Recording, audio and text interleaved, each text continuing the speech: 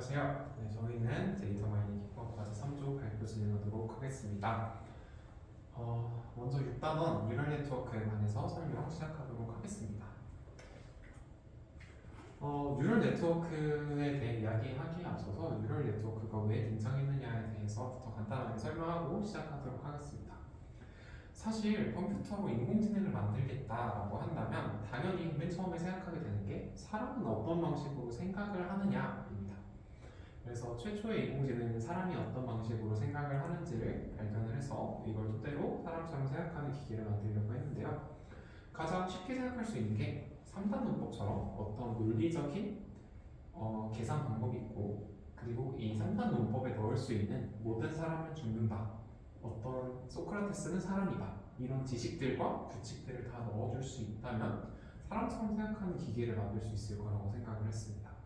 이런 거를 심볼릭 어프로치라고 부르는데요.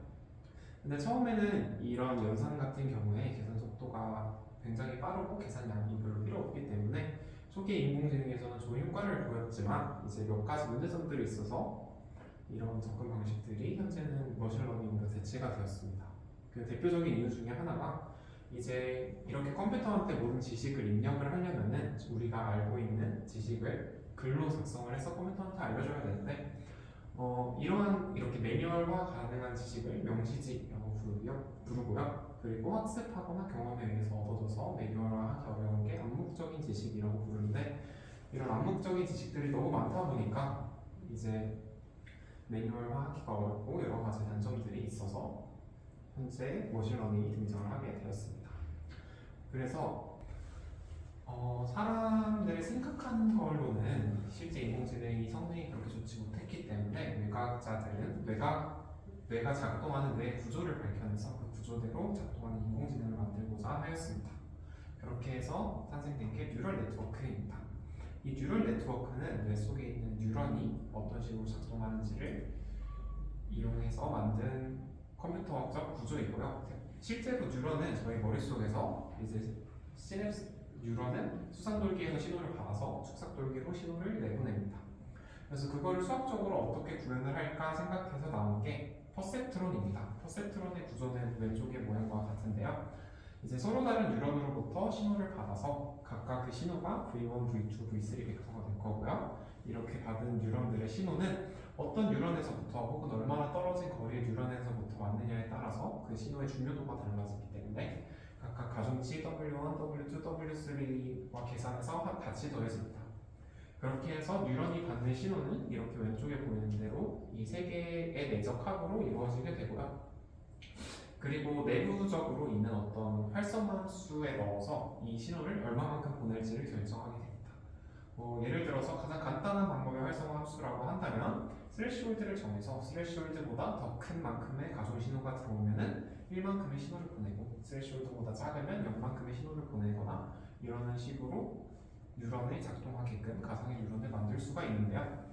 그래서 실제로 저희가 컴퓨터로 프로그래밍을 할 때 활성화 함수를 여러 가지를 사용을 합니다. 그래서 가장 대표적인 활성화 함수로는 시그모이드, 하이퍼볼릭 탄젠트, 렐루 함수 혹은 소프트맥스 함수가 있는데요. 이제 각각 여러 가지 함수들마다 특징이 있지만 일반적으로 미분이 가능한 함수를 사용을 해야 추후 가중치를 최적화하는 데 도움이 되기 때문에 미분이 가능한 활성화 함수를 주로 사용을 합니다. 네, 그리고 추가적으로 이제 손실함수에 대해 말씀드리겠습니다. 이제 아까 말씀드린 형태가 퍼셉트론인데요. 이 퍼셉트론으로 예측을 한다 했을 때 이것은 여러 개의 인풋을 받아서 아웃풋 Y를 예측을 하는 방식입니다. 그래서 보통 분류 문제와 회귀 문제 동시에 사용이 가능한데요. 그럼 그때 각각의 손실함수, 즉 이 퍼셉트론이 목표로 하는 무엇을 최적화할 것인가의 손실함수는 각각 회귀 문제랑 분류 문제에서 다음과 같습니다. 회귀 문제 같은 경우에는 각각의 실제 예측값과 그리고 예측된 값과 실제 값의 차이를 제곱해서 더해서 이 함수를 손실함수로 두어서 이 제곱의 차이가 작으면 작을수록 예측을 잘했다라고 판단을 하고, 분류 문제의 경우에는 크로스 엔트로피를 사용을 해서 이 크로스 엔트로피가 작으면 작을수록 분류를 잘했다라고 사용을 합니다. 그렇다면 어떻게 이 상황에서 손실함수를 최적화하느냐? 손실함수를 최소화하기 위해서 사용하는 방식이 바로 경사하강법입니다. 경사하강법은 이제 가장 쉽게 설명을 하면은 장님이 산을 내려간다고 했을 때 장님은 지도를 볼 수 없고 또 다른 길이 어디로 가는지를 모르기 때문에 현재 있는 위치에서 가장 기울기가 내려갈 수 있는 방향으로 이동을 합니다. 그래서 그림을 보시면 임의의 점이 초기점을 잡았다고 했을 때 그 점을 기준으로 왼쪽으로 가야 아래로 내려갈 수 있는지 오른쪽으로 가야 내려갈 수 있는지를 봐서 가장 그 지역에서 더 작게 이동할 수 있는 범위로 이동을 하는 방식입니다. 그래서 보시면 각각의 시점에서 왼쪽으로 갈수록 점점 더 값이 작아지기 때문에 왼쪽으로 이동을 하게 됩니다. 이를 수식으로 나타내면은 오른쪽과 같은데요. 각각 단계가 지날 때마다 기울기를 계산을 하고 그 기울기를 실제 값에서 빼줍니다. 그렇게 되면은 기울기가 양수인 부분에서는 왼쪽으로 이동을 하고 기울기가 음수인 부분에서는 오른쪽으로 이동을 하기 때문에 자연스럽게 이 극소점으로 이동을 할 수 있게 되고요. 이때 앞에 스텝 사이즈라고 해서 얼마만큼의 비중으로 움직일지를 결정을 해주게 됩니다. 이 부분에 관한 거는 조금 이따가 더 자세히 이야기를 하겠습니다. 자, 여기까지가 퍼셉트론에 관한 이야기였다면 각각의 뉴런 하나가 아니라 실제 저희들은 여러 10만여 개의 뉴런으로 구성되어 있기 때문에 15개의 뉴런으로 구성되어 있기 때문에 그러면 그런 걸 실제 구현하기 위해서 뉴런들을 여러 개를 쌓아서 만든 MLP, 멀티레이어 퍼셉트론에 대해서 이야기를 하겠습니다. 그래서 한 개의 퍼셉트론은 결국에는 실제로는 선형 회기를 계산하는 것과 식이 동일합니다.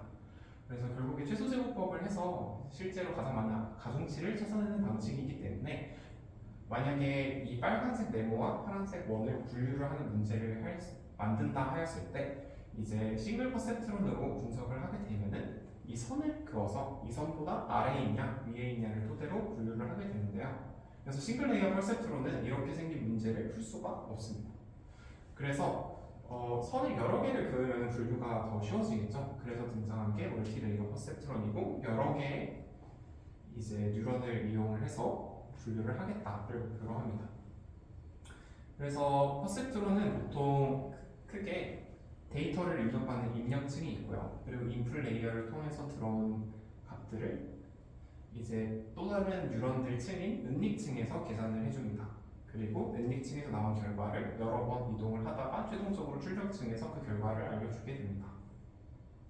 보통 이제 저희가 실제로 알 수 있는 거는 입력층에 데이터가 뭐가 들어갔고 출력층에서 데이터가 뭐가 나왔다만 알 수 있기 때문에 내부적으로 있는 데이터들은 그냥 전부 다 뭉뚱그려서 은닉층이라고 부르고요. 그리고 이 층이 늘어나면 늘어날수록 계산이 복잡해지고 더 어려운 형태의 모형도 적합히 가능해지게 됩니다. 그래서 실제로 만약에 저희가 손으로 이런 멀티레이어 퍼셉트론을 만들었다라고 치면은 이렇게 중간에서 실제 데이터를 아웃풋을 보여주는 게 아니라 결과를 계산하는 게 히든 레이어가 될 것이고 바깥에 있는 게 아웃풋 레이어입니다. 이해를 돕기 위해서 계산을 한번 살펴보겠습니다. I1과 I2는 인풋이고요.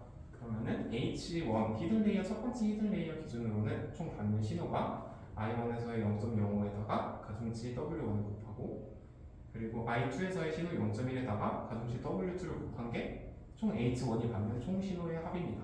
그게 전부 다 계산을 하면 net H1으로 계산이 되게 되고요. 그러면은 H1 입장에서는 신호를 받았으니까 그 신호를 이제 활성화 함수에 넣어서 다음 뉴런으로 신호를 얼마나 보낼지를 결정합니다. 만약에 신호를 시그모이드 함수로 설정을 했다면 만약에 활성화 함수가 시그모이드라면 이렇게 활성화 함수의 x 대신에 내가 받은 신호의 총합을 넣어서 계산을 해주면 0.05만큼 신호를 내보내게 돼서 H1은 O1과 O2로 각각 동일하게 다음 층에 있는 뉴런에게 0.5만큼 신호를 보내게 되는 겁니다. 그래서 이거를 반복을 해서 H2도 똑같이 하고 O1, O2 입장에서도 각각 보내는 신호의 가중치를 곱해서 계산을 해주게 됩니다. 그래서 최종적으로 얻어지는 각각 O1과 O2에서의 아웃풋이 이렇게 계산이 되게 되는데요. 이 아웃풋을 가지고 아까 말씀드린 대로 제곱합의 차이를 계산을 해서 총 토탈 에러를 계산을 하게 됩니다. 그래서 이렇게 계산을 실제로 했으면은 최종적으로 지금 가중치는 맨 처음에 아무렇게나 계산을 하는 거기 때문에 이 가중치를 최대한 가중치를 바꿔서 이 실제 y 값이랑 예측값 y 해시 최대한 비슷하게 만드는 게 인공신경망의 목표입니다. 그래서 이걸 어떻게 비슷하게 하느냐에 사용되는 게 아까 말씀드린 경사하강법이고요. 근데 그 경사하강법 중에서도 오차 역전파라는 개념이 들어갑니다. 이게 왜 그러냐 하면 저희의 목표는 이 전체 에러를 최소화하는 것이고, 근데 이 전체 에러를 W라는 가중치를 바꿔가면서 최소화를 해야 합니다. 그래서 경사방법식을 써주면은 이렇게 가중치로 전체 에러를 미분한 다음에 그 기울기만큼 빼주면서 이동을 시키면 되는데, 근데 문제가 뭐냐면 이 전체 에러 식에서 이 가중치를 미분을 하려고 봤더니 이 가중치 식이 에러 식에 직접적으로 포함이 되어 있지 않습니다. 그래서 이거를 미분을 해주기 위해서는 이제 미적분의 면체 법칙을 사용을 해서, 예를 들어서 토탈 에러를 W5로 미분을 하고 싶다고 하면은 W5가 들어있는 식까지 이렇게 나눠줘서 미분을 총 3번 진행을 해서 전체 식과 동일하게 만들 수가 있습니다. 그래서 아까 말씀드린 활성함수랑 그리고 에러식이 미분이 가능하면 좋다라고 이야기를 한 게, 결국 이 기울기를 계산하기 위해서 얘네들이 미분이 가능하면 미분은 미적분의 연쇄법칙을 이용을 해서 계산이 가능하기 때문입니다. 그래서 예시로 실제로 계산을 한 결과인데, 만약에 W5의 가중치를 변경시키고 싶다라고 해서 기울기를 계산을 해보면 약 0.59332 나오게 됩니다. 그래서 이런 식으로 생각을 해주시면 될 것 같아요. 다음으로, 그러면 실제로 조금 더 저희가 뉴럴 네트워크를 만들었다고 했을 때 어떻게 사용이 가능한지 이야기를 하겠습니다. 사실 보통의 경우에 가중치를 전부 다 0으로 놓고 막 계산을 합니다. 근데 이렇게 하면은 당연히 횟수가 늘어난다고 했을 때 잘 시작을 했으면은 한 번에 도착을 할 수도 있겠지만 0.000으로 된 가중치가 실제로는 의미가 없다거나 하면은 계산 과정이 오래 걸리겠죠. 그래서 이 왼쪽 그림을 보시면 에포 횟수에 따라서 그 실험 오차가 감소하는 것 같기도 하지만 상당히 요동치는 것을 확인을 할 수가 있습니다. 그렇기 때문에 이거를 좀 더 보정을 하자라고 해서 나온 게, 단순히 모든 가중치를 어떤 정규 분포를 따른다고 하거나 아니면은 균일 분포를 따른다고 생각하고 랜덤하게 만드는 방법입니다. 그래서 이 경우에 좀 더 설명적으로 F가 일어날 때마다 감소가 잘 되는 걸 확인을 할 수 있고요. 근데 여기에서 한 단계 더 나아가서 좀 더 데이터들을 분석하고 각각의 히든 레이어 층마다 분산이 어떻게 되는지를 토대로 계산을 해서 초기의 웨이트를 실제 이 웨이트들이 가져야 할 분산과 비슷하게 만들 수가 있습니다. 그래서 보시면 appropriate variance of normal distribution이라고 되어 있는데, 그래서 데이터의 성질을 가지고 얘네가 가질 법한 분산을 추정을 해서 그 분산을 토대로 normal distribution을 만들고, 그 normal distribution으로 가중치를 했을 때 이런 식으로 다른 경우보다 훨씬 빠르게 트레이닝 로스가 줄어드는 것을 확인을 할 수 있습니다.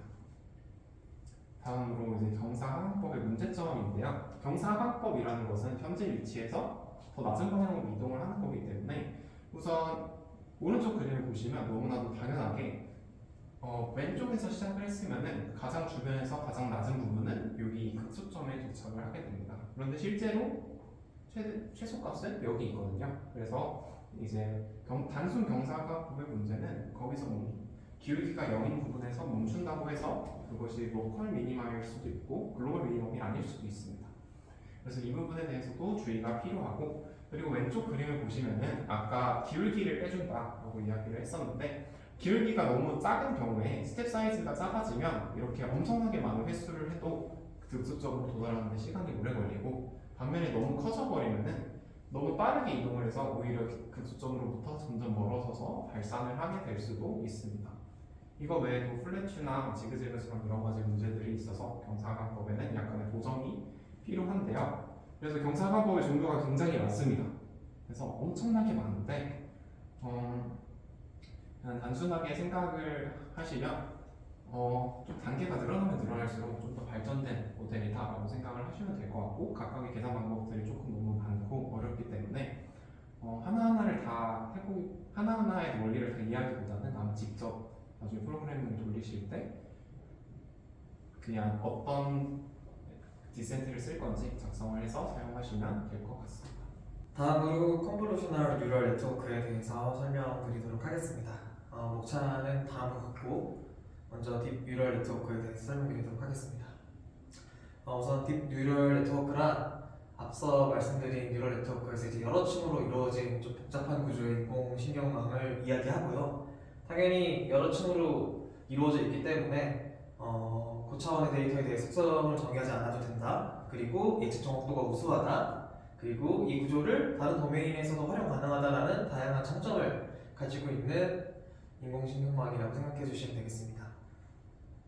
근데 이러한 DNA에도 문제점이 조금 존재하는데 첫 번째로는 Vanishing Gradient Problem이라고 해서 은닉층의 수가 증가하려면 얘가 하위층으로 갈수록 그 하위층에 전달되는 그레디언트가 0이 될 가능성이 높아진다라는 문제를 가지게 됩니다. 그래서 이걸 해결하기 위해서 층별로 학습을 한다거나 아니면은 새로운 활성 함수를 사용해서 이 그레디언트가 조금 멀리 전달될 수 있도록 하는 해결책을 사용하고 있고요. 다음 두 번째 문제는 이제 아무래도 구조가 복잡해지다 보니까 과적합의 위험이 존재한다라는 문제가 존재하는데요. 그래서 그런 문제를 해결하기 위해서 첫 번째로 드롭아웃 기법을 사용해서 학습 과정에서 좀 특정 노드들에 연결된 가중치를 업데이트하지 않는 방법을 사용하거나 아니면 데이터 어그멘테이션을 통해서 이 충분하지 않은 데이터를 좀 저희가 적절한 변형을 추가해서 인위적으로 데이터를 증강한 다음에 이 데이터의 다양한 형태를 학습할 수 있도록 유도하는 방법들을 활용해서 이 DNN의 문제를 해결하고 있습니다. 그래서 이러한 과적합 방지에 성공한 다양한 하이캐퍼시티 모델이 있는데 뒤에도 설명드리겠지만 일반적으로 모델이 복잡할수록 많은 데이터를 요구를 하게 되지만 요즘 최신 모델들은 이 적은 데이터를 가지고 다양한 수의 파라미터를 계산할 수 있는 높은 성능을 가지고 있다는 특징을 가지고 있습니다. 그래서 다음으로는 이제 본격적으로 이 Convolutional Neural Network CNN에 대해서 설명드리도록 하겠습니다. 우선 이 CNN이라는 쉽게 말씀드리면 합성 신경망이라고 부르는데 이 컨볼루션 연산을 통해서 이 이미지로부터 필요한 피처를 스스로 학습할 수 있는 능력을 갖춘 DNN을 이야기합니다. 그래서 일단 이 CNN 모델을 설명하기에 앞서서 이미지를 인식하는데 어떤 종류가 있는지를 설명드리고자 하는데요.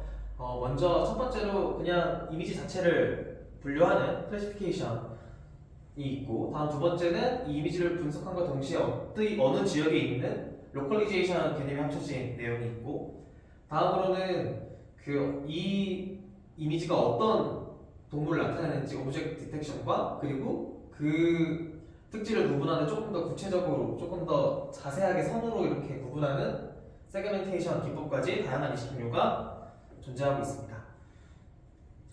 그래서 이 이미지 리프레젠테이션이란 이 컴퓨터는 아무래도 이 이미지를 어떻게 이해하고 받아들이는지를 저희가 정해줘야 되기 때문에 이 이미지를 수치 데이터로 변환하는 방법인데요. 일단 기본적으로 이미지는 픽셀 기반의 표현을 따르게 됩니다.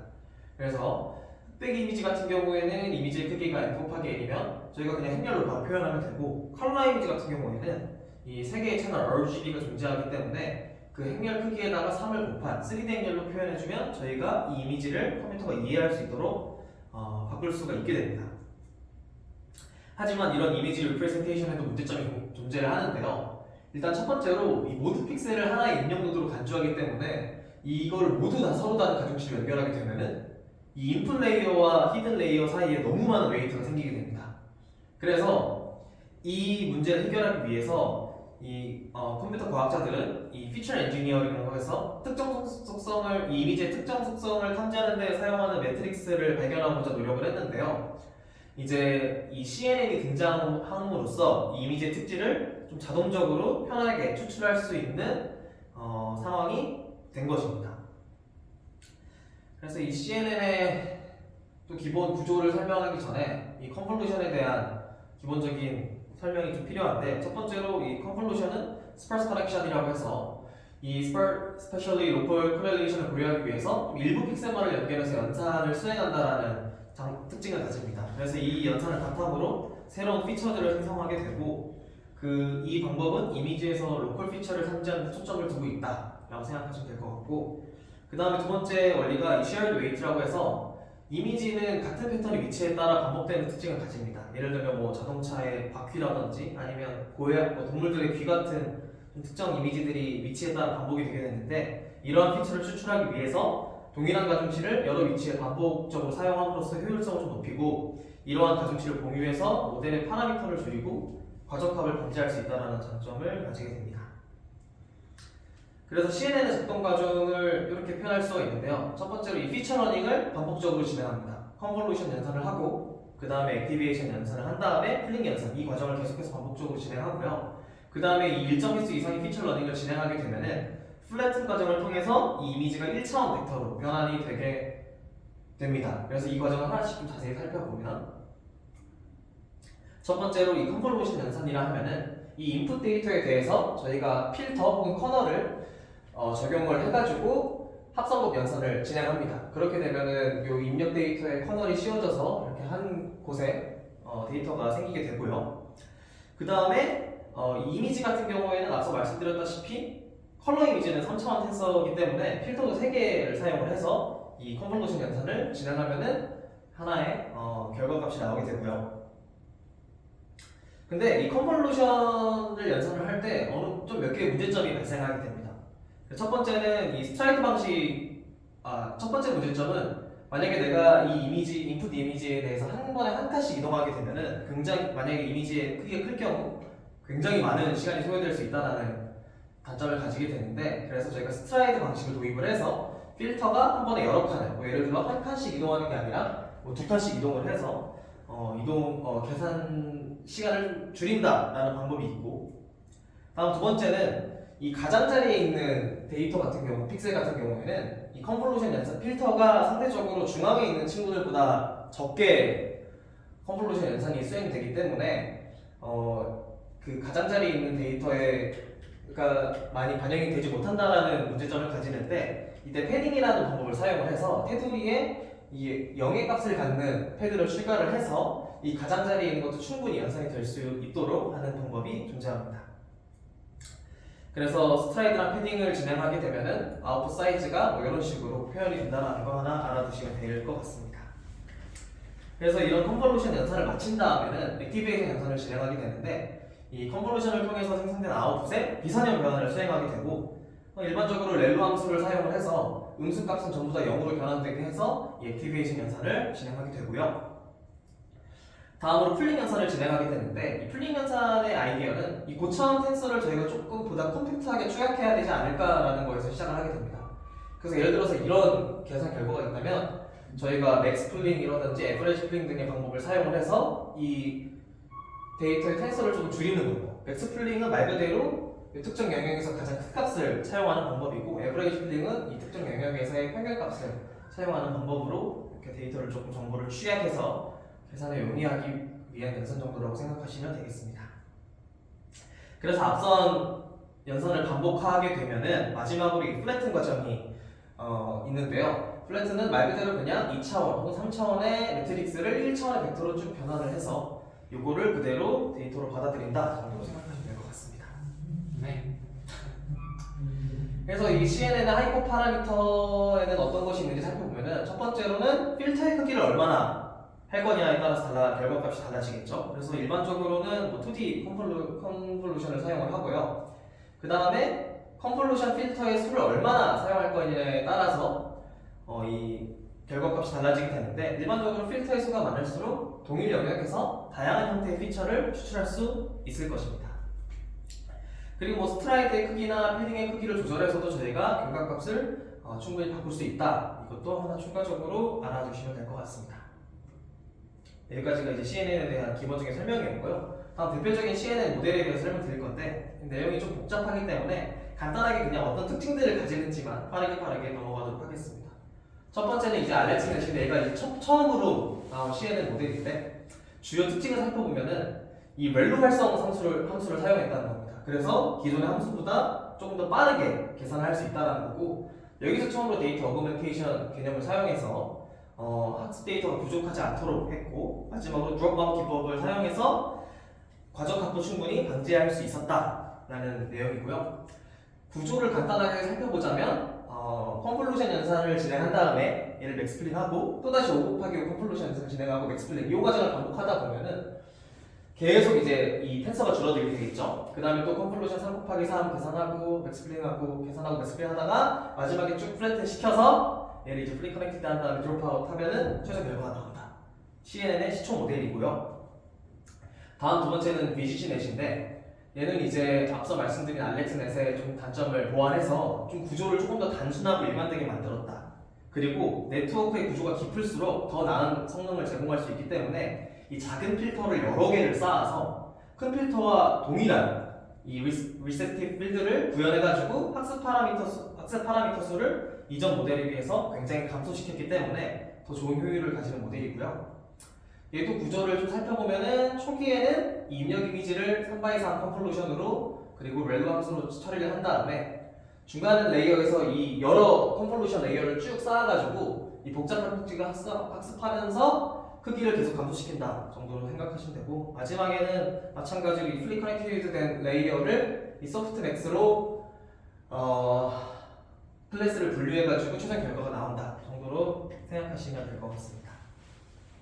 이 다음에 나온 모델이 이제 구글넷인데 얘도 마찬가지로 그 VGG넷이랑 똑같이 나온 모델인데 얘는 주요 특징이 이 인셉션 모듈을 사용했다는 것이 주요 특징입니다. 그래서 얘는 다양한 필터 크기를 사용해서 좀 서로 다른 피처를 동시에 학습할 수 있도록 이 데이터의 공간적 다양성을 극대화했다는 내용이 주요 특징인데 얘도 구조가 좀 굉장히 깊은데 얘도 똑같이 다양한 필터의 크기를 사용해서 중간 레이어에서 보면은 1 곱하기 1, 3 곱하기 3, 5 곱하기 5 다양한 필터를 사용해서 이걸 좀 별문적으로 적용하기 때문에 효율이 굉장히 좋게 나왔다 정도로 생각하시면 될 것 같습니다. 그 다음 레슨도 핵심 아이디어만 알아보시면 되는데 이 residual running 방법인데 이 방법을 간단하게 설명을 하자면 이 레슨넷은 이 입력과 출력의 차이인 residual mapping을 학습하기 때문에 이 학습을 통해서 네트워크를 조금 더 쉽게 만들고 그리고 vanishing gradient 문제를 조금 더 완화했다라고 생각하시면 될 것 같습니다. 그래서 얘도 구조가 훨씬 더 복잡하죠. 그 연산 내용은 비슷한데 앞서 말씀드린 그 원리 알고리즘을 잘 사용해서 효과적인 성능을 냈다. 그리고 마지막으로 댄스넷도 핵심 아이디어가 댄스 커넥티비티인데 얘도 똑같이 댄스 블락이라는 걸 사용을 해서 모든 레이어의 입력을 연결한 다음에 이 댄스 블락과 연결을 줄이기 위해서 1 곱하기 1 컨볼루션을 계속 병렬적으로 사용했다는 게 큰 특징이고요. 얘도 마찬가지로 결과론적으로는 네트워크 크기를 좀 작게 조절할 수 있고 계산 효율성을 높일 수 있었다. 그래서 구조도 간단하게 이렇게 보시면 될 것 같습니다. 여기까지가 CNN 대표 모델이었고 다음에는 이제 CNN 로컬리제이션, CAM과 그래드 CAM에 대해서 설명드리도록 하겠습니다. 이 CAM이라는 것은 무슨 알고리즘이냐면 저희가 앞서 CNN으로 이제 이미지를 분류를 했는데 그 분류 결과에 대한 설명이 CNN은 할 수 없었는데 이 CAM을 통해서 이미지가 왜 그렇게 분류가 되었는지를 설명할 수 있는 기술입니다. 그래서 이 CNN이 특정 클래스를 분류할 때 이 CAM은 어느 영역이 가장 중요한 역할을 했는지를 강조를 할 수 있는 건데 예를 들어서 뭐 고양이 사진이 있으면 어떤 영역이 고양이임을 이 CNN 모델이 고양이로 분류하게 됐냐를 시각적으로 이렇게 표현한 아마 이 얼굴 부분이 이 이미지가 고양이임을 충분히 시사했다라고 생각하시면 되고 그래서 이 CAM 기법에 대한 좀 메커니즘을 간단하게 살펴보면 CNN의 기본 구조에서 마지막에는 결국 풀리 커넥티드 레이어가 소프트 맥스로 분류가 되는 상황인데 CAM은 이 풀리 커넥티드 레이어를 대체를 합니다. 어떤 방법을 쓰냐면 이 글로벌 에버리지 플링이라는 방법을 쓰게 되는데 CNN은 모든 마지막에 레이어가 이 아웃풋과 다 풀리 커넥티드가 되어 있지만 이 CAM 같은 경우에는 글로벌 에버리지 플링이라는 기법을 사용해서 이 녀석의 피처 맵의 값을 평균해서 클래스별로 중요한 정보를 추출한다는 특징을 가집니다. 그래서 이 분류 결과에 따라서 CAM에 활용되는 가중치가 달라지게 되고 이 가중치를 바탕으로 각 피처 맵의 히트맵을 그려서 결론적으로 어느 부분이 가장 중요한지 이 분류가 되게 된 거에 대한 설명을 해줄 수 있다는 내용이고 그래서 메커니즘의 예시를 좀 간단하게 살펴보면은 이 에버리지 GAP를 사용해서 나온 가중치를 바탕으로 대표값을 생성하게 되고 이 특정 클래스와 관련된 피처맵의 중요도를 가중치로 반영을 해서 히트맵을 그리게 된 다음에 그 히트맵을 전부 다 합쳐서 과연 어디가 이 이미지가 이렇게 분류가 됐냐에 대한 중요도를 나타낼 수 있는 결과가 나오게 되는 겁니다. 근데 이러한 CA도 한계가 조금 존재하는데 글로벌 에버리지 플링을 반드시 사용해야 하고 그리고 이 기법은 이미지를 분류하는 데만 사용할 수 있다는 단점을 가지게 됩니다. 그래서 이거를 보완하고자 브레드 CAM이 등장을 했는데 브레드 CAM은 GAP를 사용하지 않아도 되고 그리고 CNN의 기본 구조를 변형하지 않기 때문에 이미지뿐만이 아니라 다양한 태스크에도 활용이 가능하다. 그리고 이 그레디언트는 특정 클래스의 특정 인풋 픽셀이 주는 영향력을 해석할 수 있다는 장점을 가집니다. 그래서 이 그레드 CAM의 방법을 CAM과 비교를 해보면 마지막에 컨볼루션 피처 맵에 연결된 가중치를 피처 맵별로 표현해서 렐로 함수를 적용한 값으로 히트 맵을 그린다라는 얘기인데 요거를 조금 예시로 설명을 해주자면 CNN의 마지막 컨볼루션 레이어는 입력 이미지로부터 피처 맵을 추출하게 되고 그 해당 클래스의 예측값에 대한 피처 맵의 그레디언트를 계산하는 겁니다.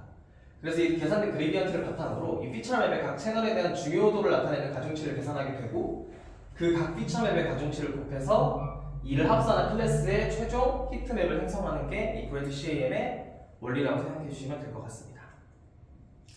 그렇군요. 마지막으로 이 CNN 모델을 시퀀셜 데이터에 사용한 내용에 대해서 설명을 드리자면 타임 시리즈 데이터의 종류는 뭐 클래시피케이션, 리그레션, 뭐 언리드 디텍션 등 되게 다양하게 존재를 하는데 여기에 이제 저희가 CNN 모델을 사용해서 이 분류를 진행한다는 얘기고 일단 기본적으로 시계열 데이터는 이미지 데이터와는 달리 변수 사이에 스파셜 코릴레이션이 존재하지 않기 때문에 이 시간축으로 움직이는 컨볼루션은 의미가 있으나 이 변수축으로 움직이는 컨볼루션은 의미가 없다라는 사실을 알 수 있습니다. 그래서 저희가 1D 컨볼루션과 2D 컨볼루션으로 나누어서 이 시계열 데이터에 CNN을 적용할 수 있는데 만약에 1D 컨볼루션을 사용하게 되면은 이 모든 변수를 한 번에 고려해서 시간축에 대해서는 컨볼루션 연산을 수행하게 되고요. 2D 컨볼루션을 사용하면은 시간과 변수축을 모두 고려해서 컨볼루션 연산을 수행한다라고 생각하시면 되겠습니다. 그래서 뭐 1D 컨볼루션의 예시를 좀 간단하게 설명드리자면 저희가 1차 합성법을 통해서 시간축을 따라서 컨볼루션 연산을 수행하게 되면은 이렇게 하나씩 나오게 되고요. 이 2차 합성법은 이 1차 합성법에서 만들어진 피처 맵을 따라서 또다시 컨볼루션 연산을 수행하게 되면은 이 시계열 데이터에 이 복합적인 패턴을 학습해서 최종적인 결과가 나온다. 그래서 우리가 CNN 모델을 시퀀셜 데이터에도 충분히 활용할 수 있다라고 생각하시면 될 것 같습니다. 자, 다음으로 순환신경망에 대해서 설명 시작하겠습니다. 순환신경망, 리머 리커런스 뉴럴 네트워크라고 부르고요. 시계열 데이터를 분석하기 위해서 순서를 고려한 인공신경망입니다. 인공신경망의 기본적인 원리는 원래 인풋 X를 받아서 아웃풋 Y를 예측을 하겠다였는데 이 문제에서는 시계열 데이터이기 때문에 인풋 X가 시간에 따라서 계속 바뀝니다. 그래서 어떻게 하느냐, 바로 이 인풋 X에서 나온 결과인 히든 레이어에 있는 결과값을 그 다음 시점에서 예측을 할 때 사용을 합니다. 그래서 초기에는 현재 X값만 가지고 분석을 하지만 두 번째 시점부터는 이전 X1에서 나온 결과의 히든 레이어에 있는 값을 가져다가 X2에서 분석을 하고 X3에서는 X1, X2의 값이 아니라 그 전에 있었던 히든 레이어에서 나온 값을 가져다가 분석을 하는 방식입니다. 그래서 이 리커런트 뉴럴 네트워크는 사실 기존의 인공신경망에다가 이전의 히든 레이어에서의 값만 가져온다, 그리고 그거에 가중치를 넣어준다라고만 생각을 하시면 되기 때문에 크게 달라진 건 없는데요. 이때 입력 데이터 그리고 출력 데이터를 몇 개를 하느냐에 따라서 약간의 분류를 할 수 있습니다. 예를 들어서 한 개 데이터를 받아서 여러 개를 출력을 해야 되는 경우가 있습니다. 예를 들어 이미지를 가지고 이 이미지가 어떤 것인지 설명을 한다라고 했을 때 이미지라는 한 개의 인풋을 받아서 이미지에 대한 설명인 문자들의 나열인 여러 가지 데이터를 리턴해주는 모양이 있을 수 있고요. 혹은 스팸 메일과 같이 문자열을 받아서 그 문자열의 데이터로 스팸이다 아니다 라는 바이너리 정보를 되돌려줄 수도 있고, 혹은 챗봇과 같이 문장을 받아서 문장을 돌려주면서 이런 여러 가지 요소들이 있을 수 있습니다. 그래서 RNN의 식은 사실 되게 간단합니다. 원래와 같이 히든 레이어는 활성화 함수에다가 이전 히든 레이어에서 나온 상태값 그리고 현재 상태값을 같이 활성화 함수에 넣어주면 되고요. 혹은 근데 상황에 따라서 여기에 추가로 바이어스라고 해서 일정한 상수를 추가로 넣어주기도 합니다. 그래서 RNN에서의 오차 역전파도 동일한 방식으로 진행이 되는데요. 이거를 보통 이제 Backpropagation Through Time이라고 이야기를 해서 BPTT라고 부르기도 합니다.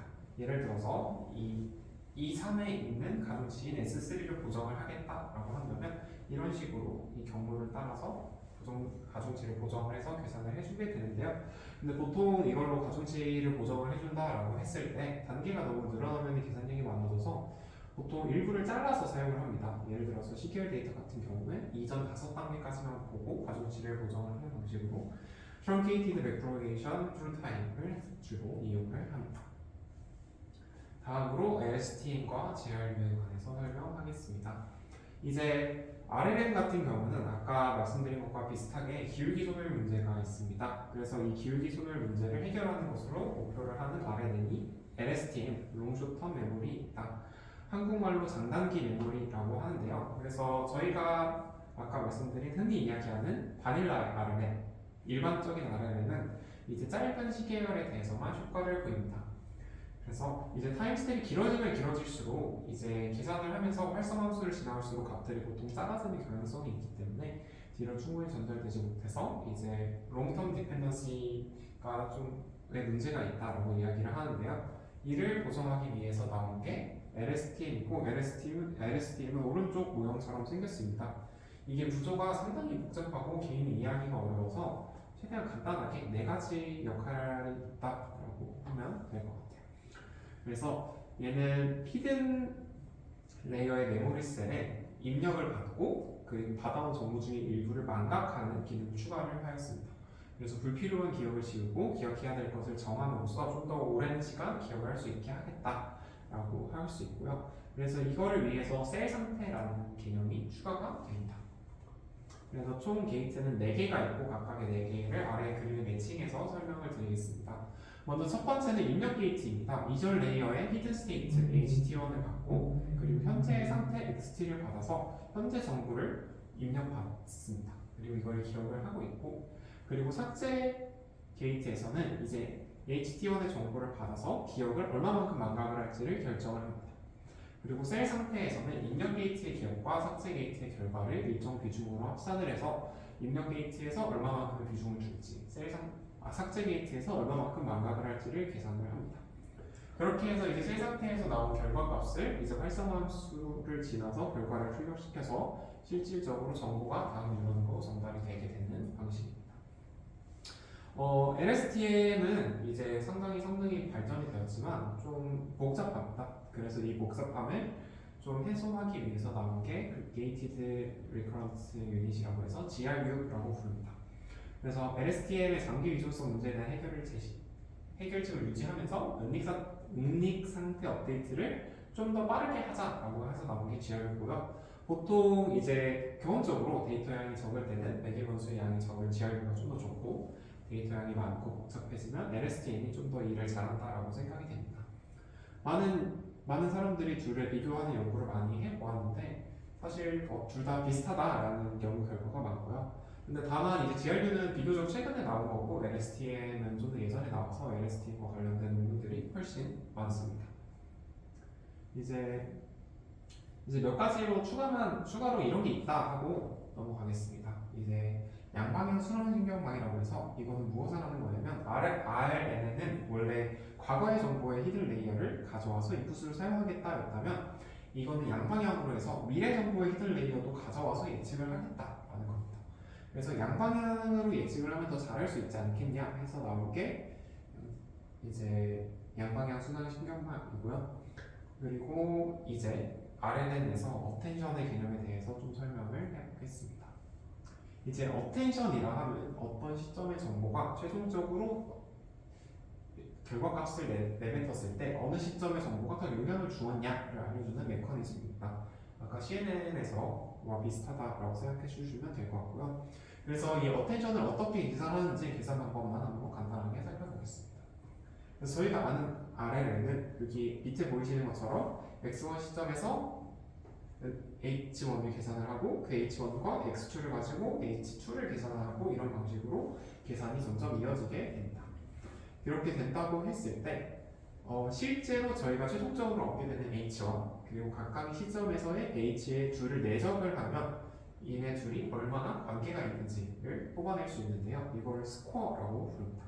그래서 이렇게 스코어로 나타낸 것을 바로 가중치로 사용하는 게 아니라 각각 지수함수에 넣어서 지수함수의 비율로 어떤 히든 스테이트의 벡터가 실제 전체 최종 벡터에서 얼마만큼의 가중치를 가지게 되는지를 계산을 할 수 있고요. 그거를 각각 알파라고 부릅니다.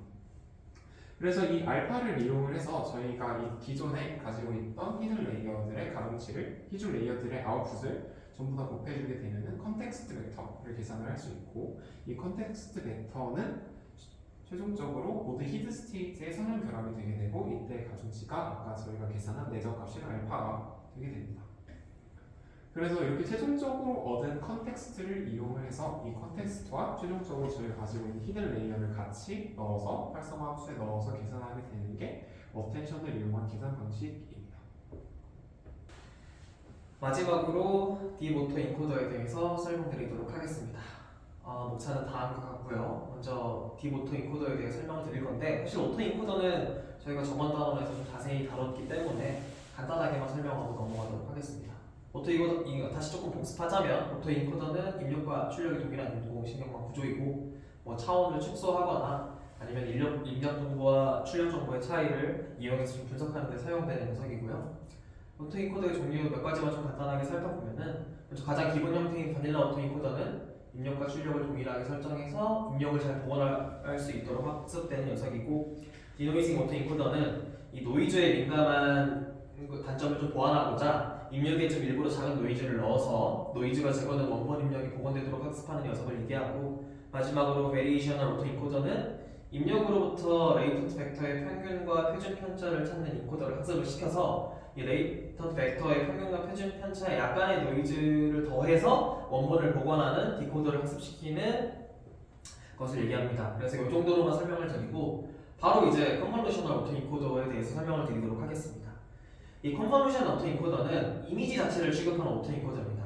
그래서 인코더 부분에서는 저희가 컨볼루션 연산을 수행을 하고, 그리고 핵심인 디코더 부분에서는 트랜스포즈 컨볼루션 연산을 수행하게 되는데, 여기서 핵심은 과연 저희가 이 디코더를 학습할 때 이렇게 축소된 피처 맵의 크기를 어떻게 다시 증가시킬 것인가가 핵심 포인트입니다. 그래서 거기에 활용될 수 있는 방법 몇 가지를 살펴보는데, 첫 번째는 언플링입니다. 언플링은 플링 과정에서 축소된 데이터를 다시 원래 크기로 복원하는 과정입니다.